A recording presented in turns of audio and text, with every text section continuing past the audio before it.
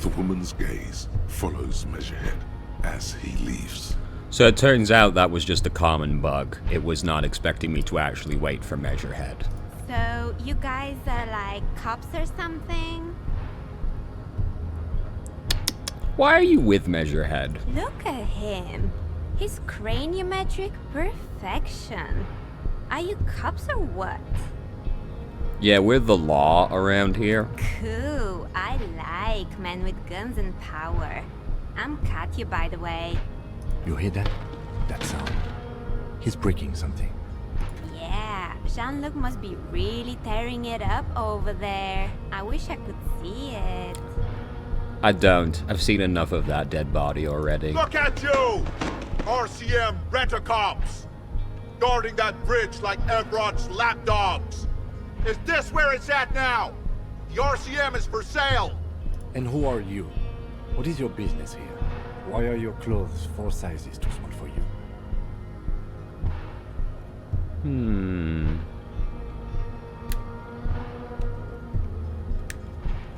Yes, I am an unbelievably corrupt cop. I am corrupt every opportunity I get. A shrill laughter interrupts you, echoing across Martinez. It's Kuno. Then, the man turns to look behind him at the behemoth appearing around the corner, approaching him, walking past him.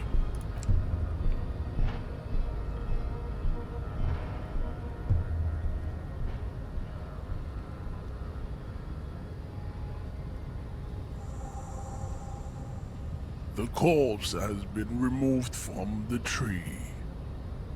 Stand down and congratulate yourself. You have sided with Ray's victory today. There was no side choosing. We did what we had to do to keep order. And what you had to do was to become a Union man for all to see. Why are you not with the Hardy Boys? I am not the first line of defense. I am the last. In addition, these so-called Hardy Boys are an effeminate clique of bodybuilders. Their company is spiritually degraded. What is wrong with you, dude? But you're all part of the union. The Hardy Manlets are on the board of the company. I answer to the union alone. And I do this out of race heroism. Finance is an alien concept to the Simmons. I'm a fan of manlet as a comical term, and unfortunately this has lowered my opinion of that word now. How tragic. I find it to be quite funny. Now leave me be. I must luxuriate in the company of my woman. Okay, dude, whatever you say. Alright, finally, we can examine the body. Wait, I was supposed to talk to you after talking to Everett, wasn't I? So, how'd you like our harbor? Labor Utopia. It's but a rest area on the path leading across open plains. He nods solemnly, then turns to you, a wide smile adorning his face. Right. You talk to the boss, eye to eye, like men of the plain.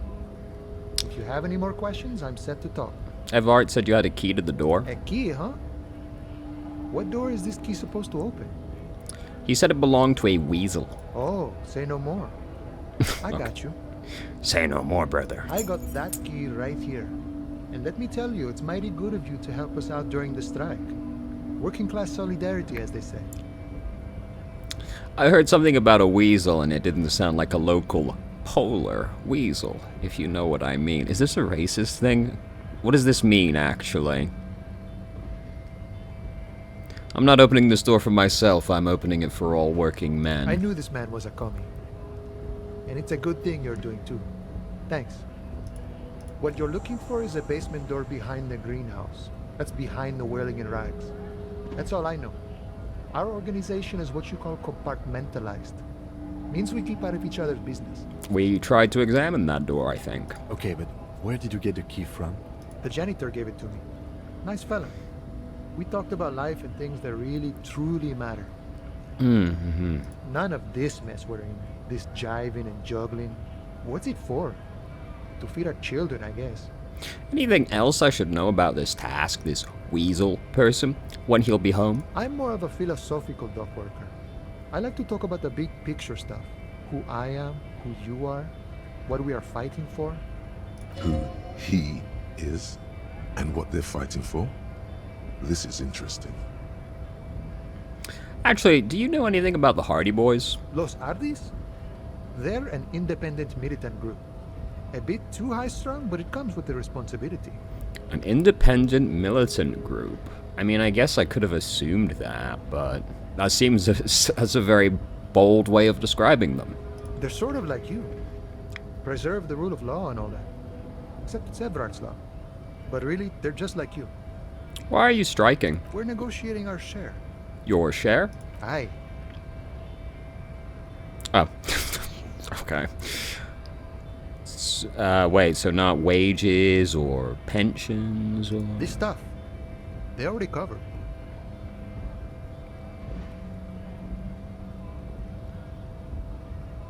Shouldn't you be grateful then? It's a lot more than most people here have. Never grateful. Were we ever grateful, we'd have nothing. You fight for every piece.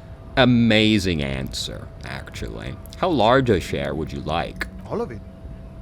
However, right now we want all the harbor workers to be on the company's board, so they could take part in the decision-making process. Are you a communist? No. I don't think I'm a communist. Seeing something of value and saying I want it all to myself is a much older and simpler notion. No science to it at all. Even a weak child can think it. The only things holding someone back are I can't and I shouldn't.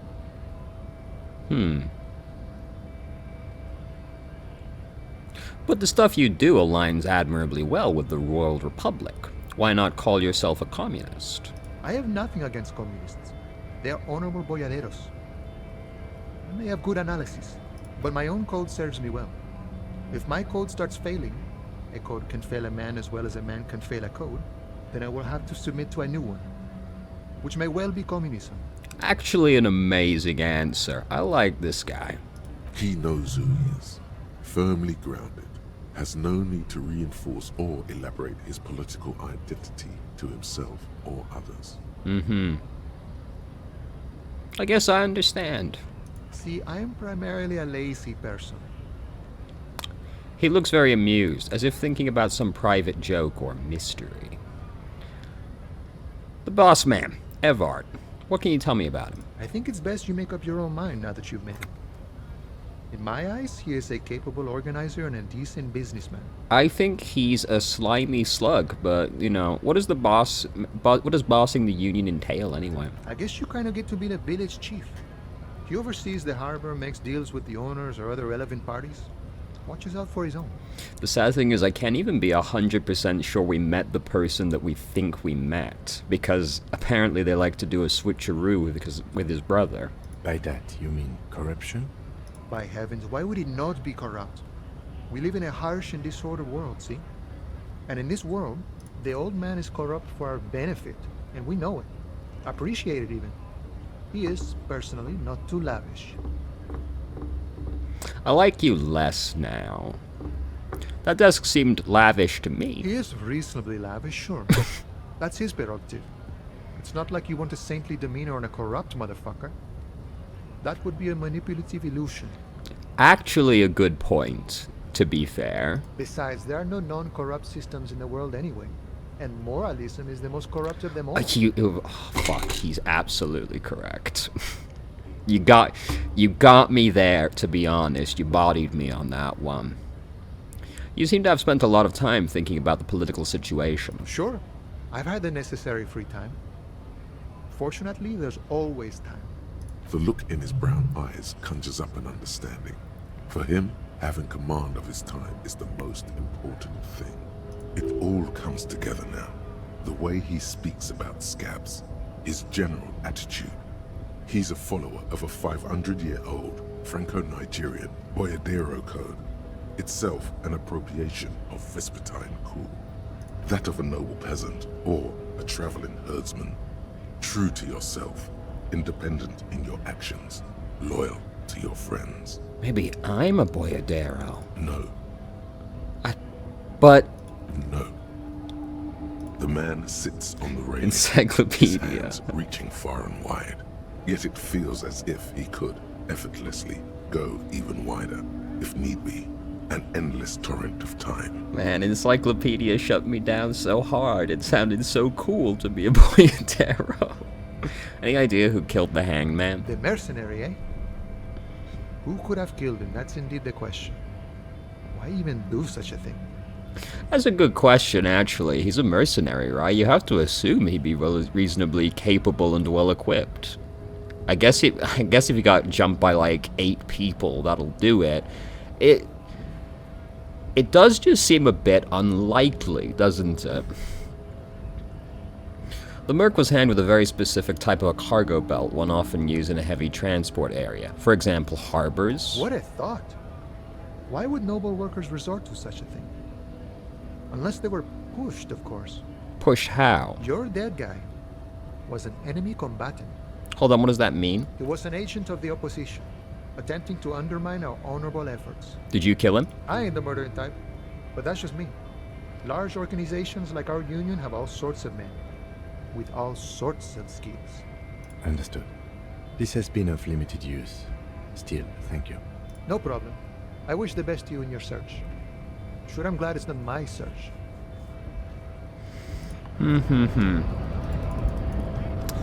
Alrighty, well.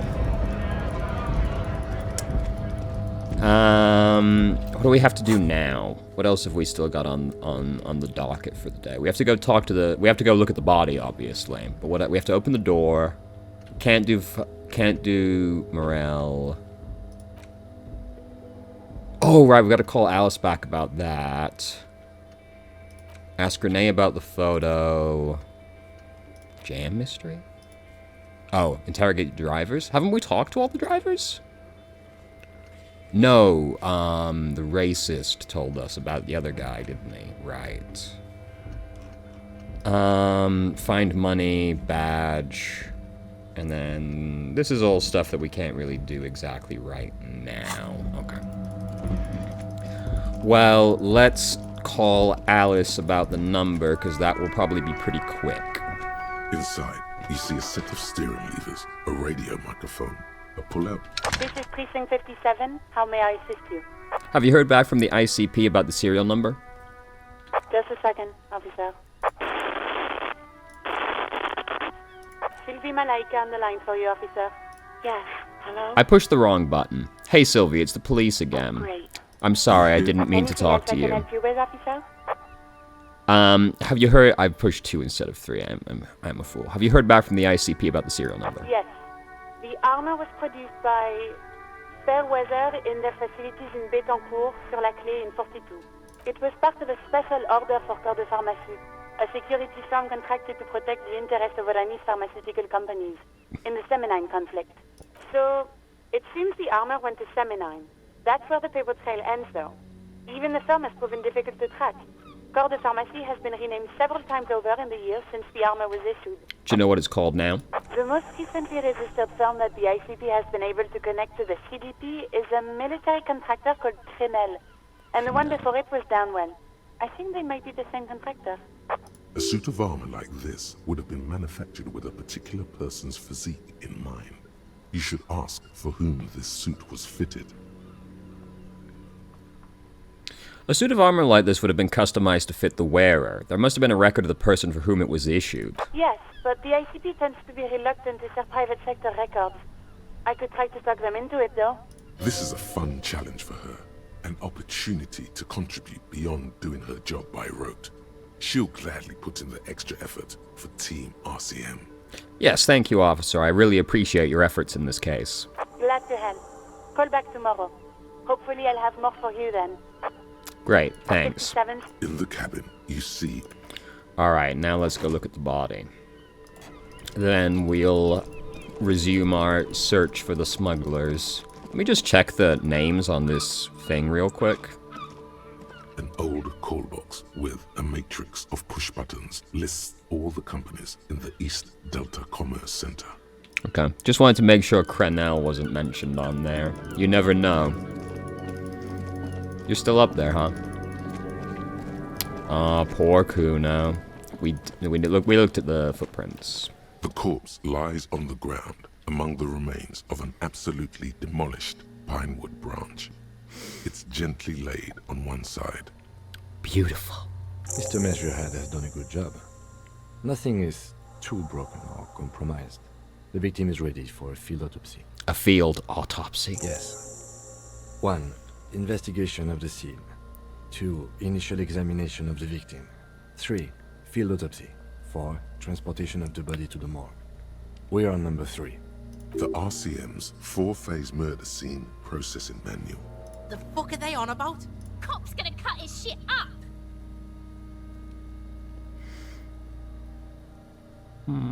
Don't we have someone else for this? A doctor? No, you and I are detectives. The honorary rank of detective signifies our ability to handle the entire incident chain. From autopsy to cleanup to social work. Everything. Wait, honorary rank of detective? An honor and a burden attached to your rank once you've proven yourself able. Usually after 5 to 8 years of field work. Mine is Lieutenant Detective. Yes, I feel like a detective. You are. Your station would not have assigned you on this case if you weren't. Now... The lieutenant adjusts his glasses and takes a deep breath. First, what exactly is a field autopsy? Come on, officer. You know what a field autopsy is. You've done 100 of them. What you do know is, at 18.9 kilometers, the dormant shield volcano, Corpus Mundi, is the world's highest summit, and the failure of the 38 single, Epui Descent, to crack the top 20 was the death knell of disco. But what a field autopsy is, you have no idea. Thank you, Encyclopedia. That was extremely insightful. Do you have another pair of gloves? Unfortunately, no. Okay. I have gardening gloves. Maybe they are enough? They are better than nothing. Tell you what, I perform the anatomical side of things while you will take notes. We just fill this in, right? Show him the red field autopsy form. That's right. You knew it because you inspected your ledger. The lieutenant is relieved you know the protocol. All right, open your ledger. The dead man stares in silence as you crack open the ledger. The bright red paper is covered in boxes and lists, describing the condition of his skin and organs in 3 parts. Above those, an 11-field info form needs filling out first. It begins with 1. Assistant. That's you. Write the gloaming. the corpse is indifferent to the time of the dead light and great culling. Just lies there. The next box says Coroner's case number. KK57-0803.0815. KK equals Kim Kitsuragi. 57 equals Precinct 57, followed by his date 0803 and time of arrival 0815 on the scene. He's indexed the case after himself, not you. That's fine. Write it down. Next. Name. NA. Date of Next. birth. NA. Age. Roughly 50. Try 40. The damage is so extensive, it's better to err on the young side. I'm going to write 42. He nods. Race. Mondial. Fair to olive-skinned, from the Isola of Muindi. This is as vague as it gets. You might as well say whitish. Write it down. The pudgy mess of curdled meat looks neither mondial nor anything other. Sex. Fucky! Uh-huh. Male. Pigs can have sex? Fucky. Male. Nor does he look male, with his pregnant belly and indistinguishable face. He looks pretty male. I'm going to have to disagree with you there. Date of death. We're still going with March 4th. 51. What else? 9. Body identified by is non-applicable. 10. Case number is the same as the coroner's case. KK57 0503 0815 listens motionless, with the cargo belt still around his neck. Only one box remains. Evidence of treatment. None. At least not after the initial examination. What exactly is treatment, anyway? Interfering with the body's position or wounds post-mortem. I'm not sure. Didn't the footprints look like he was carried over? They'd have to have incapacitated and carried him over. This man was more than a match for untrained dogwalkers. Your central nervous system recognizes this gesture. It's the stations of the breath. Ecclesiastic, religious in nature, a holdout from pre-DeLorean burial rites. It takes him 2 seconds to perform. Then, somewhere in Jamrock North, a small wood shed behind Rosencrantz Row, Lieutenant Nick Feuerbach puts his hand to the chest of a small corpse, no larger than a monkey. It's raining outside, like drizzle. There is darkness in the shed. A spirit de corpse. What the fuck are you talking about? Elsewhere yet, an obese female sits in a wicker chair, her silhouette bull-like against the window. Outside, Grand Coudon. The day is turning dim for Sergeant Mac Dawson. Hand extended, he approaches, to make sure she is dead more than anything else. The building is tall, 7 stories, wind-wrapped in solitude. Most of the apartments are unoccupied. This was a suicide. The other, an accident. The small one. And so, all across Jamrock, Coal City, GRIH, 42 deceased persons found today. 42 stations of breath. We should start the post-mortem. What the fuck was that? Turn the page. The corpse cannot feel Kim's hand on his chest. It no longer meaningfully interacts with its surroundings. A thicket of boxes and lists on red copier paper tries to answer why. 1. External examination. Summary. Clothes. The deceased wears armored boots and white briefs. The make of the briefs is Babrodine, I think. Let's see. He turns the body on its side to check the underwear label. See, it's happening. Babrodine, yes. Inexpensive. Size M. Color white. The disappointment is palpable. The red-haired thing was expecting something more lurid. Write it down. The boots are ceramic, vitreous enamel. They are fused to his skin from blood flowing downward post-mortem. Removal of the boots is left for processing. Write it down. The boot has a serial number. It's E50.100.100. The lines between the plates are in the shape of the alphanumerical. The number is purposefully concealed by the design. I liked the way he said double O. Write it down. Tattoos. He stands up on his feet, planted on either side of the body. The upper torso is covered in a single, continuous tattoo, resembling a map of the night sky. It reaches from the right shoulder to the heart. The ink is blue and white. The assistant has a color photograph of the markings, to be added to the case files as document A1. The photo is taken on the scene, using a Trigat Mini. Write it down. The deceased has a belt for airlifting cargo around his neck, tied with a hangman's knot. Color yellow. Length 3 meters. There is a buckle on the other end. Write it down. Well nourished, athletically built, measuring 1.8 meters. Generally consistent with age 42. Preservation is good. Ambient temperature below freezing. Write it down. Body hair is light brown. Distribution is consistent with age. The deceased had male pattern baldness. Hair is combed back, short. Touch the corpse's hair before moving on. His hair feels wet, soaked with rain, cold to touch. Not that different from a living person after a swim. Stroke his hair. Gently. The stench is suffocating. Strands of dark brown hair start sticking to your hand, like thread off a rag doll's head. Keep petting him. More hair sticks to your hand. Hair off the rain-soaked head of a dead man. There are bumps and dips on the skull below. An alien landscape. There, dead man. You were someone's child. It's all over now. There, baby. The lieutenant watches you in silence. Right, short, light brown, male pattern That was baldness. some sick shit, Sekopa. Lividity is consistent with hanging. The head is congested. Contusions are present on the head, chest, and thighs, consistent with stones thrown. Low velocity. Fucking low velocity? You think Kuno doesn't know what you're talking about?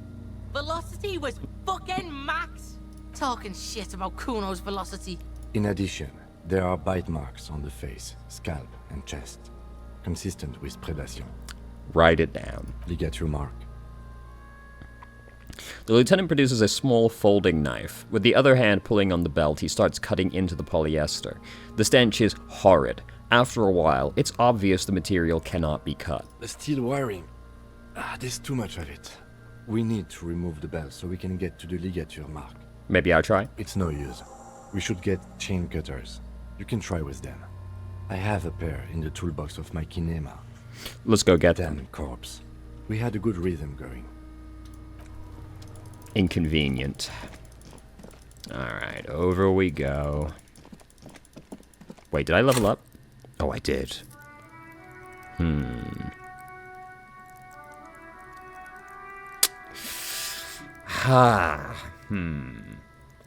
Yeah.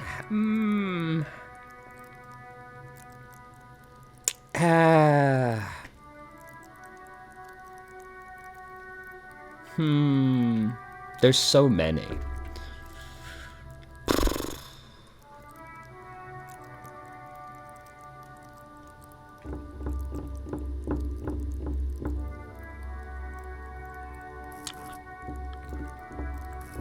Let's do another conceptualization. Because we get XP from doing that as well. And it seems to pop up a lot. Inside, you see a set of steering levers, a radio microphone. Pull up the Pull-up toolbox. metallic drawer slides out from under the seat and clicks into place. The tools inside are neatly organized. Take what you need, officer. It's going to be a long case. I'm not protective of my tools, like some men are. He's clearly a little protective of his tools. But what can you do? Work is work. Chain cutters. The handles are long and sleek. Snap, snap, go the cutters in your hand. Take the pry bar. The pry bar feels nice and cold in your hand. Heavier than you'd think. Useful for opening all sorts of doors and lids. Take the hand cranked flashlight. It's robust, weatherproof, and well made. Police issue. Blue.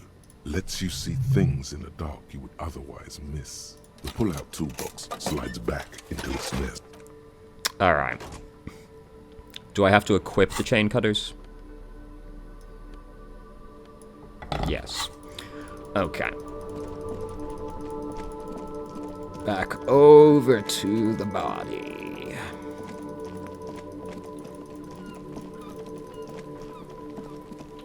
The rotting man lies on his side with his eyes looking straight through you. His body is supine and open to intrusion. By autopsy, the lieutenant adjusts his glasses and takes a deep breath. Now that we have the chain cutters, let's cut the belt. Cut with as much precision as you can, please.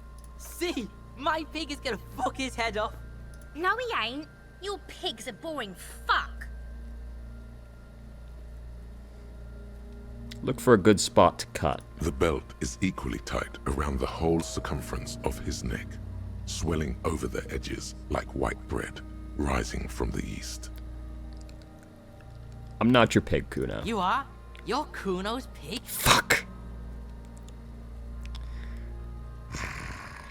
Cut the belt off. You jam the cutters right under the knot. That seems like a smart idea. Yeah, somewhere there. Already they're buried deep in the man's flesh. Then you rotate them to get a better hold. Then Rotate? a really, really bad smell is coming from there now. And some kind of cracking sound. Fuck. The lieutenant looks by, somewhat worried as you summon power words to your aid. Cut. Yeah, fuck him. Fuck that faggoty. Corpse fucking time. Told you my pig was hardcore. I should have a go first. I think I have a strategy. Yes, please do. He sinks the cutters into the knot, preparing to perform the cuts, with his elbow to his knee for precision. Snap! The knot is slashed. Another cut and the belt falls apart like a flower bouquet, revealing the dead man's neck and the dark red ligature mark around it. Here. He hands you the chain cutter's back, then kneels closer to the body, running his fingers along the dark red groove until he comes to a gap. The rope rises to a point, leaving a gap in the ligature mark. The suspension point is in the back of the neck, on the nape. Hemorrhaging is observed on the skin, above and below the ligature mark. The mark is well pronounced, consistent with a drop from 1 or 1.5 meters. Write it down. Chest is intact. Normal contour. Abdomen is protuberant. Pelvis intact. Genitalia... No! Let's get up and see!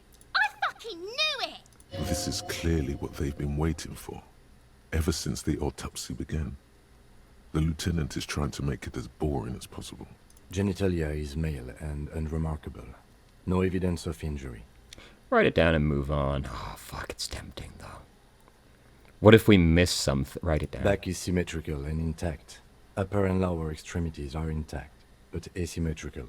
There are combat injuries on the right hand, thigh, and hip. In addition, I see smaller, residual scars, too numerous to count, covering about 30% of his skin. From wounds sustained over 2, maybe more decades, dispersal and accumulation indicates long and active combat duty.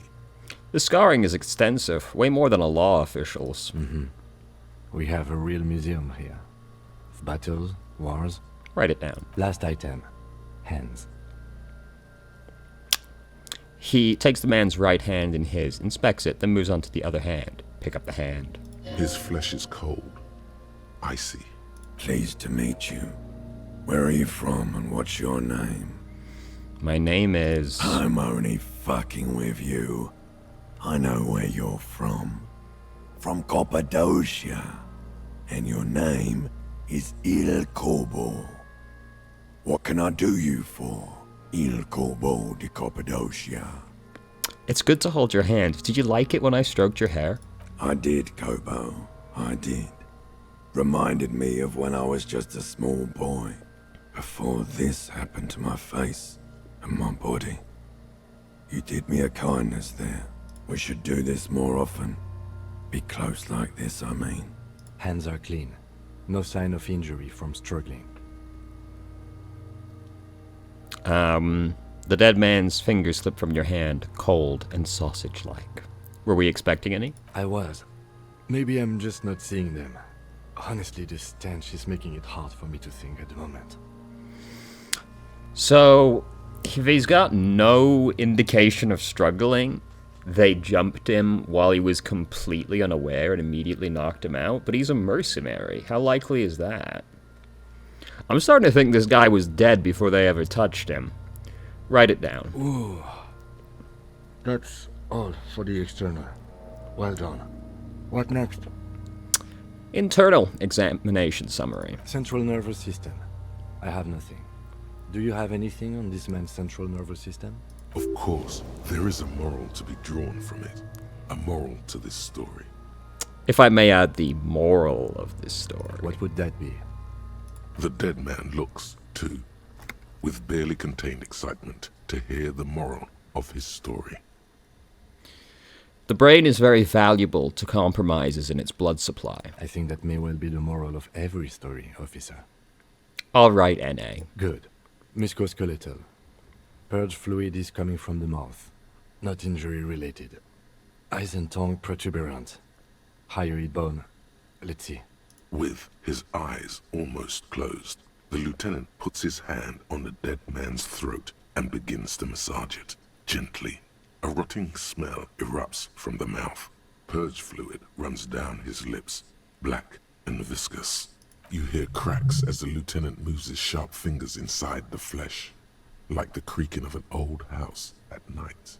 Yeah, jack that fucker off! The hyoid bone is fractured. The rest of the musculoskeletal system is intact. Unremarkable. Write it down. Respiratory system.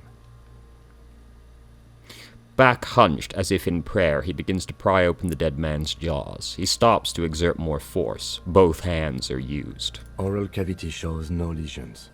The victim has received dental implants, possibly after a combat wound. Mouth swollen. Hemorrhaging present in mucosa of the lips and mouth.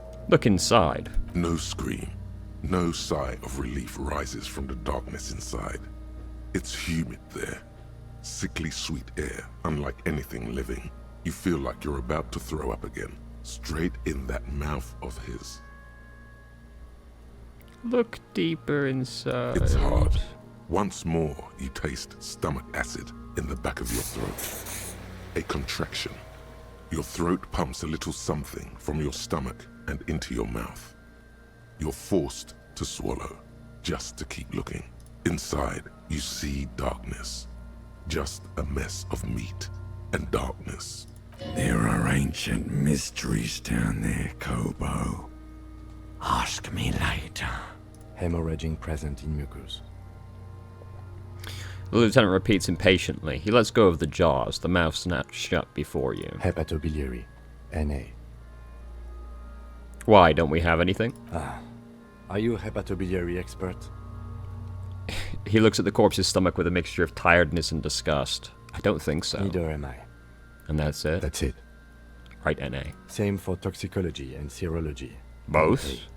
Unless you have untapped reservoirs of knowledge there? The completionist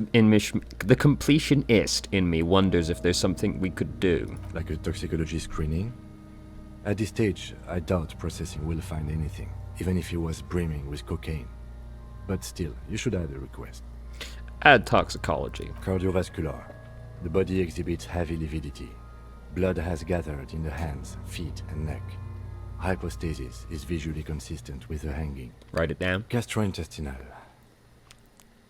He breathes a sigh of approaching relief. This is the last field on the list. He looks around to the ground, the pool of feces there. This will do.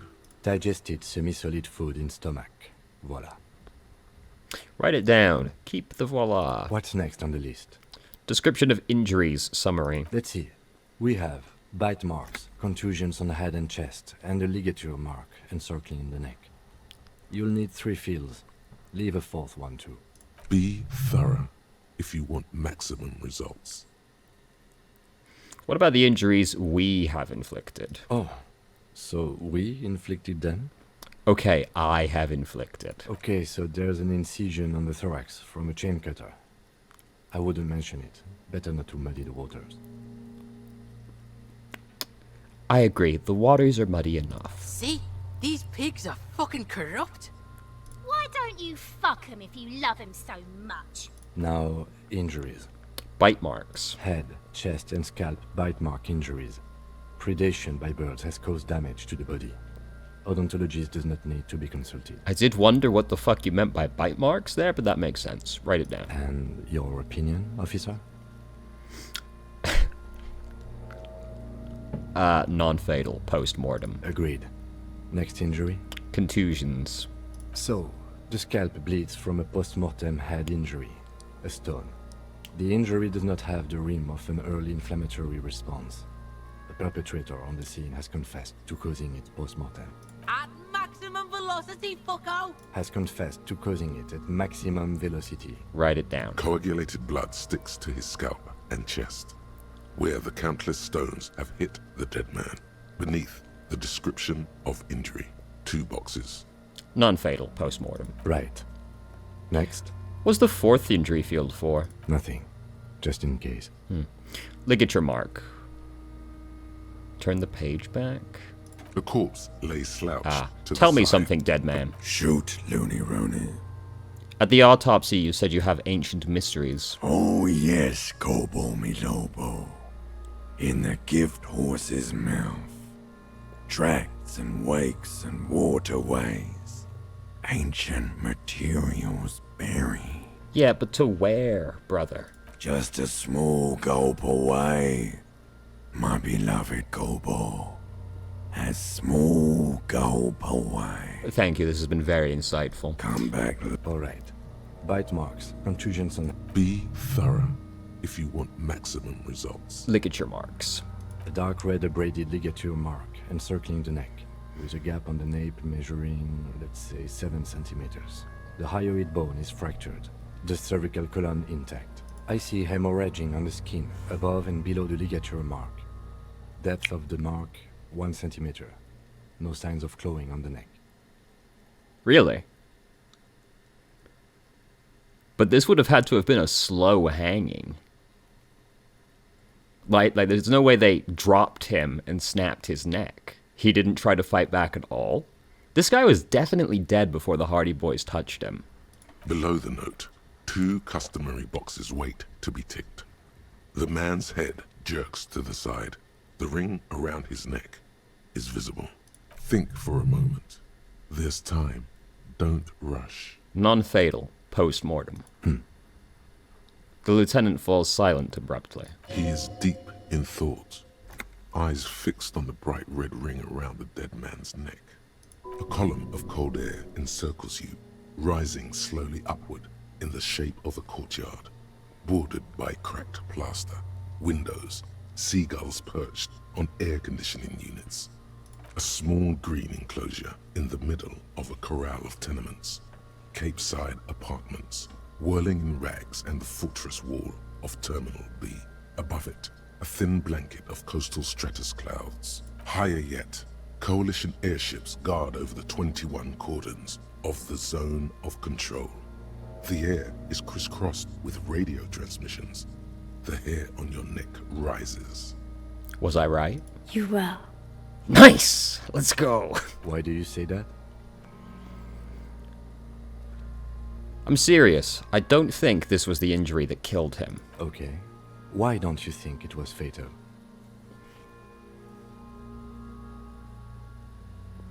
Why weren't his hands tied? A big man like this, I would tie his hands when marching him to the gallows. Honestly, I'm not sure there weren't marks on his wrist. That part got blurry for me. The stench. But you're right, I was ready to call this. Now I think we should leave it empty, at least for the time being. Let's wrap this up. I pronounce this field autopsy over. First, how did it go? It was an irregular field autopsy. We did not establish cause of death, which is supposed to be the goal of an autopsy. But, personally, I do not see this as a parameter for success. We also requested a toxicological screening. That was thorough. The results should arrive in a couple of weeks, if we are lucky. I will not hold my breath. We were thorough with the list of injuries too. We described them all in detail. What is there to say? Given the circumstances, it was a professional field autopsy. What now? I need a copy of that autopsy form. Then I will drive him to Faubourg. Okay. For processing. He looks at the dead man one more time, then at the slip of red paper in his hand, then at the corpse again. He's thinking, did I miss something? You tilt your head, also looking at the corpse. I'm sure we didn't get everything. There's always something. Search the body one more time, thoroughly. Your arms reach out and your eyes close, as if by their own volition. It's dark all around. You feel cold, slippery flesh, first with your fingertips, then under the palm of your hand. What is this?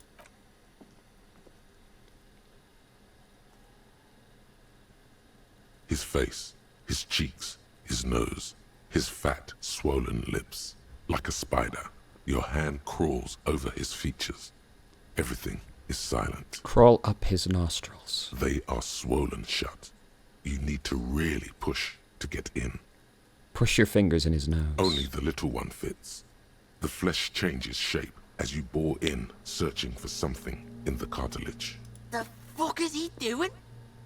The thing you're looking for, it's not there. Crawl out, spider. Squeeze his nose. You pick it between your fingers. The mass is even larger than your nose. Very porous somehow. Like it's about to pop. Keep crawling, lest you break it. Put your fingers in his mouth.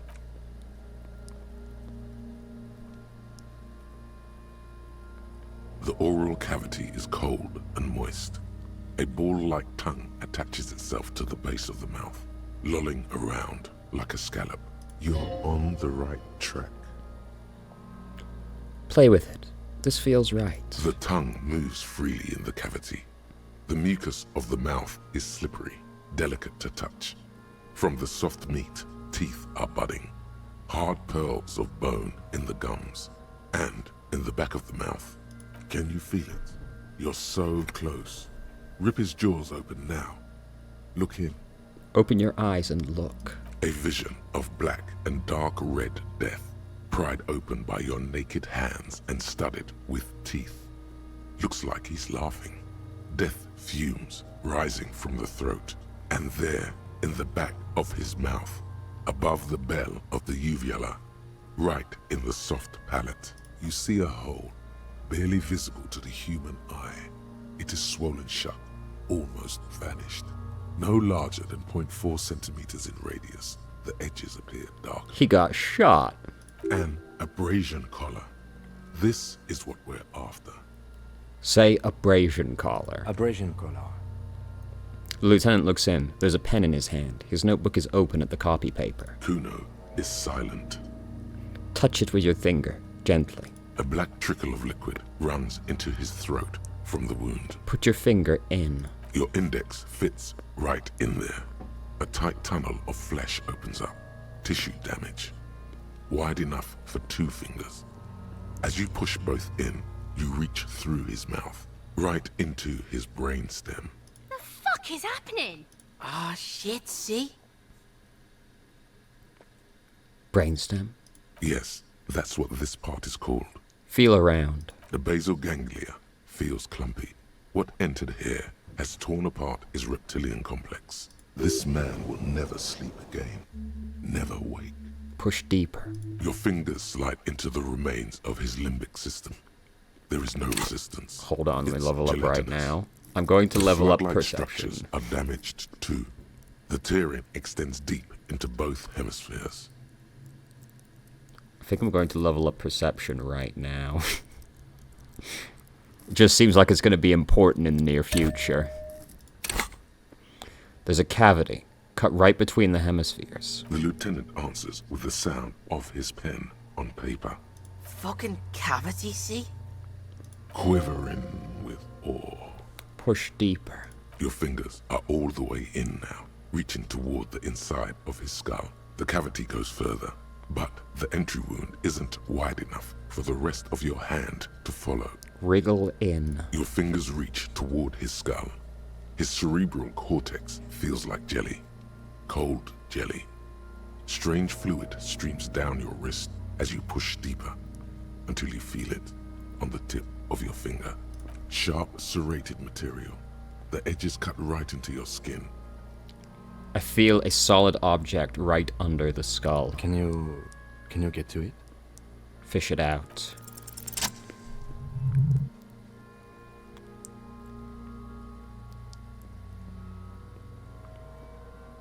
You pick the object between your index and middle finger. It feels sharp, like metal. With your face twisting from pain and concentration, all you need to do is just... I got it. My pig's fucking got it? What? What is it? Slowly pull your fingers out. The inside of the head feels cold and smooth, like a glove. Sweat dripping down your brow. Careful not to lose the prize between your fingers. With a plop, your hand emerges from the mouth, covered in blood up to the wrist. Between your fingers, a small flower, a blossom made of lead. Fucking beautiful! A bullet. The lieutenant puts a small bag marked evidence under it. Drop it in.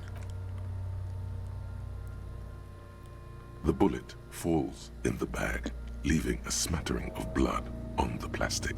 He raises the bag under his eyes and says, A non-caliber. Rifle. Some kind of brittle alloy. Fractured on impact. A rifle. Keep it, Lieutenant, as a gift. No, you deserve it. We can log it later. Lieutenant drops the bag in your bloody hands. It feels right. We need to add an item to the injury list. Injury number 4. Oval entry wound with an abrasion collar. Soft palate, back of mouth. High velocity. Temporary cavity in brain tissue. Small exit wound on the occiput. How does that sound? Sounds about right. Opinion, fatal injury. Agreed. And one last thing. We can now fill in injury number 3. Ligament mark. Opinion non-fatal. Post-mortem. Treatment. He's proposing the bullet was the real cause of death, and the hanging an attempt to conceal this fact. Treatment? Treatment, officer, is an attempt to manipulate the body after death, to hide the real cause with a false cause. In this case, this injury here. The ligament marked, the fractured hyoid bone. It was all treatment. Yes, and the belt around his neck, the hanging, even dragging him to the yard. All of it was done after this man was already dead. Dead. Dabba doop doop. Deadity dead. Agreed. I have had my doubts since you showed me the tracks. Why did they carry him over? Why not march him, I thought. There was no satisfying explanation. There have been other signs too. Small things. Secret You were task. right not to assign hanging as cause of death, as the perpetrators expected we would. No such luck for them. We didn't fall for it, he thinks. There's pride in there. There is, of course, the very real possibility he was both shot and hanged. Seems unlikely. Who would do this? That's for us to find out. But this, it will make finding them just a little easier. Why would anyone do this? To hide something. The real killer? The real motivation? What really happened here?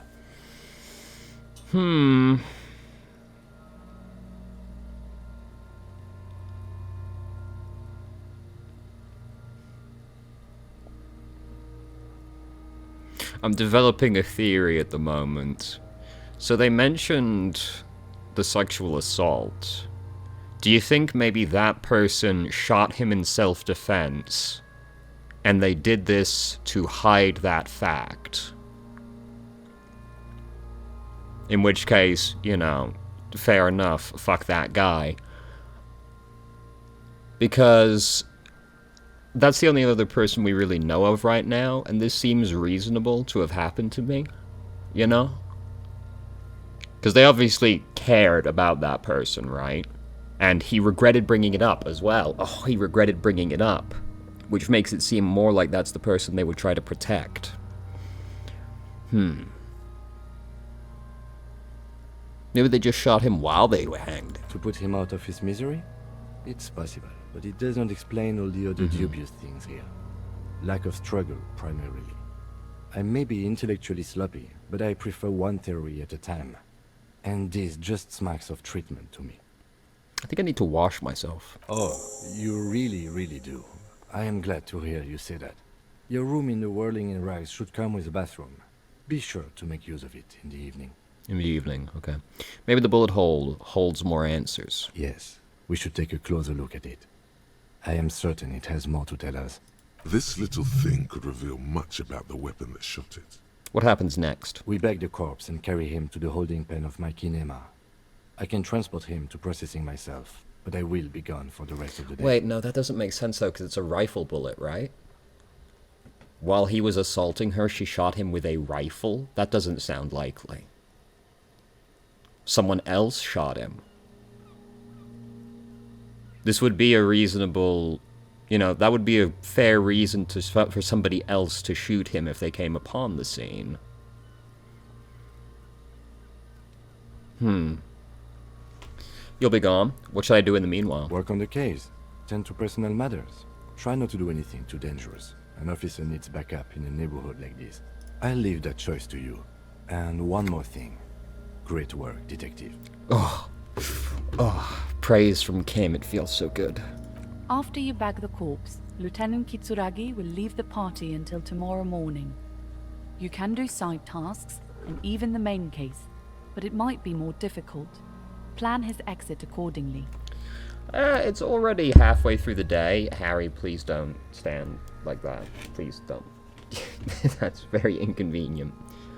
Let's bag him. Take him away. All right.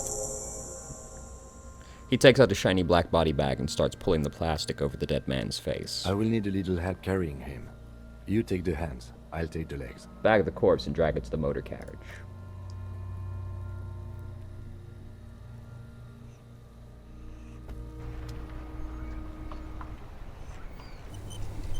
He's just gone.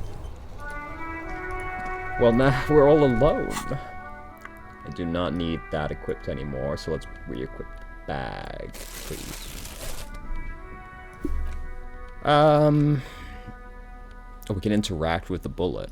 The bullet is safely sealed away in a plastic bag bearing the RCM stamp.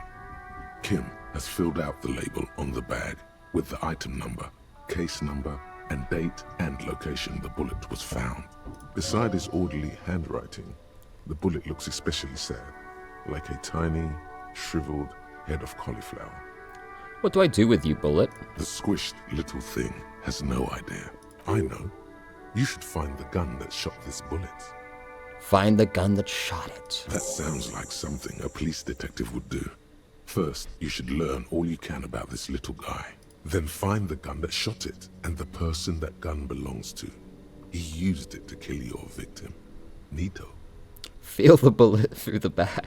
The squashed bullet has some sharp edges where the jacket has split open. It feels cold, even through the bag.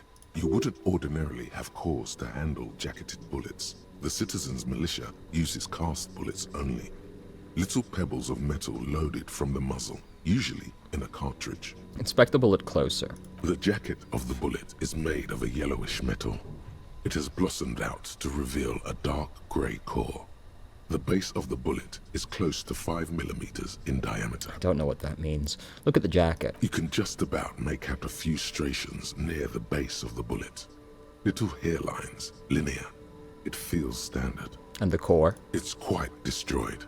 Some of the fragments are still lodged in the wound. Far away, Lieutenant Kitsuragi is flipping through stations in his Kanima. He is not here examining the bullet with you. He should be. He would find this very intriguing. Mention it to him later when he's here. Understood. What are these other things? Right. Let's not read the books right now, or maybe we should. We're not going to do too much while Kim isn't here, are we? Who are you? Wait, what was that? The book is titled Man from Hemdall and the Wildfire.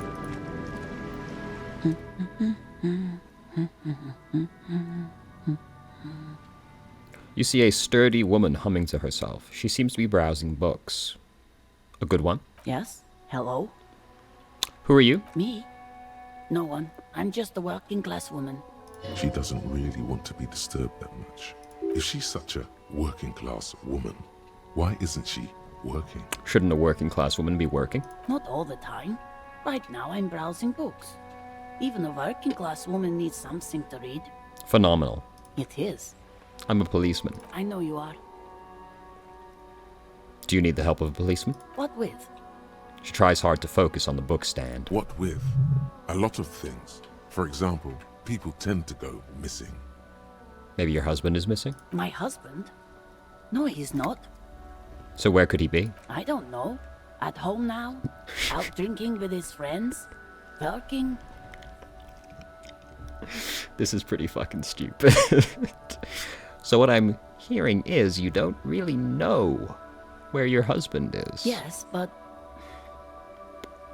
I don't really need to know where my husband is. Not all the time. Wouldn't you like to? No. She looks you straight in the eye. Her right foot is tapping nervously. I can totally help you find your missing husband. Why are we still talking about this? I haven't lost my husband. She has, though. The husband is totally lost. You should tell her that it's okay. It's okay. What? It's alright not to know where your husband is. Nothing shameful in that. Who said anything about shame? Stop talking down to me. My husband is not missing. But he is. You can feel it. Or maybe it's something else then. Maybe your children are missing. No, absolutely not. So where are they? Are you a policeman or a nanny? Nanny, where are they? They are not missing, sir. You know where they are. They're at home, smoking, giving the ladder of vices a chance. They're at home, right? Smoking cigarettes. What? That's just My daughters are perfectly fine. They're with their friends down in Jamrock. There's nothing to worry about. Jamrock doesn't sound like a great place, though. I'm from Jamrock, I think. They're almost grown up now, anyway. They're past the age they need me protecting them from everything now. I'm afraid the danger is greater now than ever. Tell me, how old are they? My youngest girl, Jolie, is just shy of 16. Jenny, she is turning 18 next month. But we shouldn't even be talking about That's them. the perfect smoking age. And can you describe me their appearance? Any features that stand out? Maybe something to make them identifying them a little easier. Why do you need to know this? Haven't I repeatedly told you that they're not missing? That they're in Jamrock, safe and well, at some stupid party? A party, you say? Interesting. It's for the investigation. I'm trying to be professional. There is no investigation here. I can tell you that. She picks up a book and tries to concentrate. A flock of seabirds passes by. Okay, it must be asked then. What are you doing here? Why are you pursuing this? Maybe your Is it a hunch? Yes. Maybe your cockatoo is missing. I don't mean to disrespect, sir, but you are being a bit of a cockatoo here. Ma'am, I was asking about your cockatoo. Is it missing? I don't even have a cockatoo. And guess what? What? Even if I had, it wouldn't be missing. Okay, cockatoo not missing. I just wanted to make sure. Great. Well, just one more question. What did you mean by me being a cockatoo? Nothing. Go read up on them if you're so interested. There's a great book in the bookstore. Maybe you should. What if the cockatoo is your astral captain? Or your heraldic bird? My astral captain? Say no more. Actually, that's exactly what I'm going to do. Thanks for the tip. Wonderful. The store is open. Watch her browse books. Her hands move over the book covers. The tips of her fingers look rough, stained with yellow. It seems like she has spent a lot of time at work, smoking. That's all for the moment. I'll let you read. The woman before you nods and returns to her. Alright, we have to find out about our astral captain. This has suddenly become the most important thing we could be doing. Ma'am, do you have a book about astral captains? Hello again, esteemed officer, and welcome to Crime, Romance, and Biographies of Famous People. I'm looking for a book about cockatoos. A book about cockatoos? There should be one upstairs, right next to the shelf of biographies. Understood. Thank you, book peddler. I will be trying to break down your door again before that by the end, by the way. A sulfur-crested cockatoo sits on the cover, its beak slightly open. It looks as if the bird is calling out the book title, From A to Zurich. Behaved cockatoo. Flip through the pages. Turns out that there are so many different cockatoo species, and they all have behavioral problems. You don't have behavioral problems. That's garbage. You're cool. What about this guide to cockatoos, storekeeper? It's a must-have if you own a cockatoo. I've heard they're quite capricious. I want to buy the guide to cockatoos. Oh, a nature enthusiast. Good choice. I knew it was a good idea to keep that around. An intricate web. Oh, that's not what I it's still wanted. Read the guide. A cockatoo is a parrot with an erectile crest, found on the Seminine Islands and in southern Fas a la Mer. Known for their intelligence and general precociousness, cockatoos are popular birds in aviculture. However, they often exhibit various behavioral issues. Okay, what more? This book talks about the delicate nature of toos, as well as introducing some of the most popular species among the bird enthusiasts. The funeral cockatoo, the major majestic cockatoo, and the most common bang bang cockatoo. It's colorfully illustrated. Alright, what problems do these birds have? Where to even begin? All cockatoos are known for their needy natures, requiring attention for at least 2 full hours a day. They love to talk, and have been described as lovable clowns who just don't know how to wrap up. I could handle that. It would feel nice to have someone to talk to when feeling lonely. Pet owners also report moodiness, loudness, and hostility as recurring issues. If left unsatisfied, cockatoos may scream non-stop, pluck their feathers, or become aggressive. Right, that's pretty bad. Anything else? It is not recommended to get a cockatoo if you're not able to cook them food every day and give them the full care that they need. These birds will never understand that you have a life of your own. Yes, but there has to be something great about cockatoos as well. You're right. Cockatoos are magnificent creatures. They love to perform, cuddle and show off, and will even scream for fun, often as loud as up to 135 decibels. I don't really know what that means, but okay. Ouch. That must hurt. Not great for the neighbors. Right. Tell me more about the funeral cockatoo. This is a yellow-tailed black cockatoo. Its specific name, Psittacus venereus, relates to its dark and somber plumage. This bird looks as if dressed for a funeral, 24/7. There is something indisputably ominous about it. What about the major majestic cockatoo? Perhaps the most impressive of all the species, the endangered major majestic cockatoo, is often described as the most flamboyant bird in the jungle. Its pink-colored wings and flowing crest embellishing its proud and bumptious nature. In the words of poet-explorer Sir James Fournier, few birds more enliven the monotonous hues of the verdant forest than this big, bold, and beautiful species. Alright, the time just jumped a lot. I was keeping an eye on that. It must be glorious to behold, dark pink and snow white. Read about the common bang-bang cockatoo. Despite its banging name, the bang-bang cockatoo is actually the shyest of the species, common in almost all Seminoles forests, as well as zoos and homes all over the world. Its plumage is mainly grey and white. The Seminoles name, bang-bang, is thought to be of onomatopoeic origins. Honestly, this bird does sound a bit like me. Yes, but all those cockatoo species are so different. Which one are you?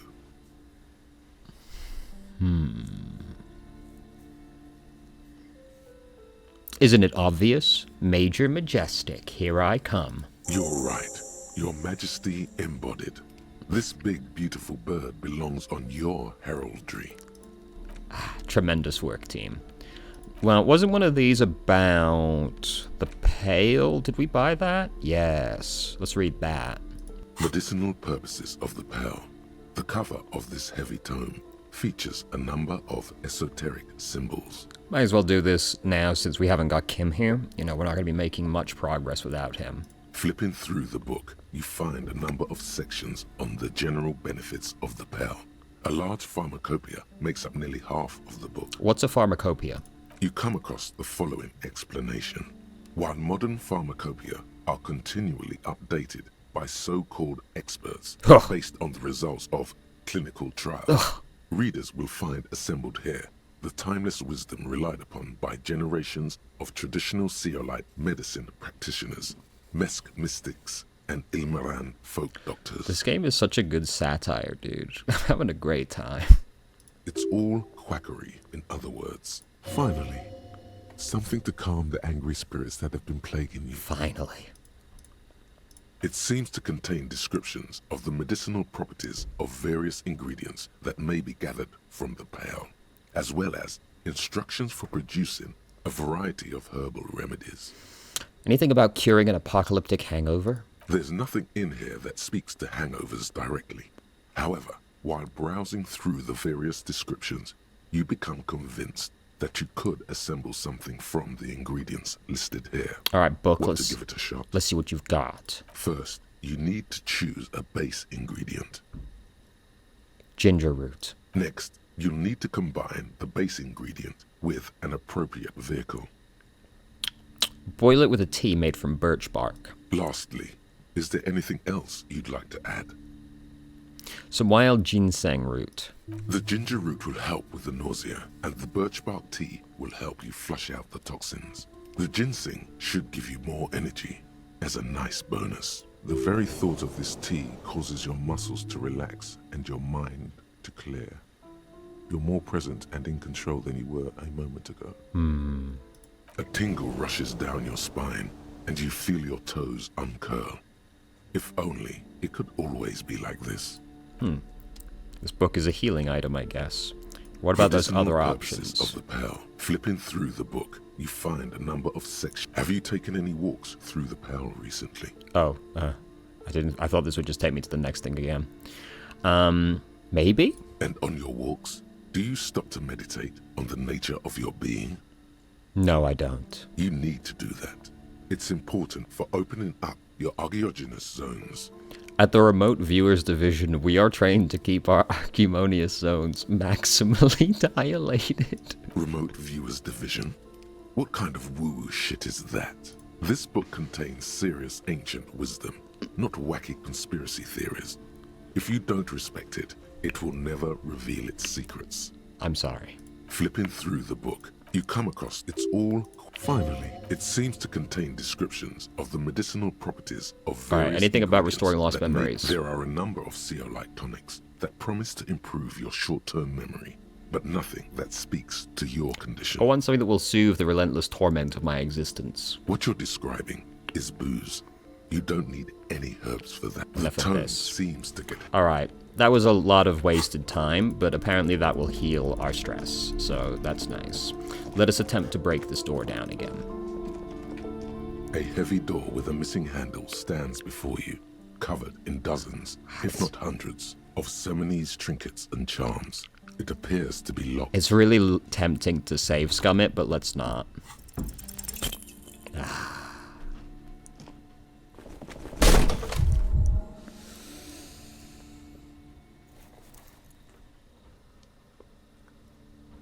Ow. Shoot. Whose moronic idea was it to just run through the door? Don't you know that things like that hurt? Is that blood I'm seeing? What is going on there? I warn you, don't tempt the Yeah. It barely looks like you... Alright, that was disappointing. I really don't want to use the healing item, but you never know when something's gonna make you take health damage. Like looking down that guy's throat. Okay, we need to talk to Renee about the photo.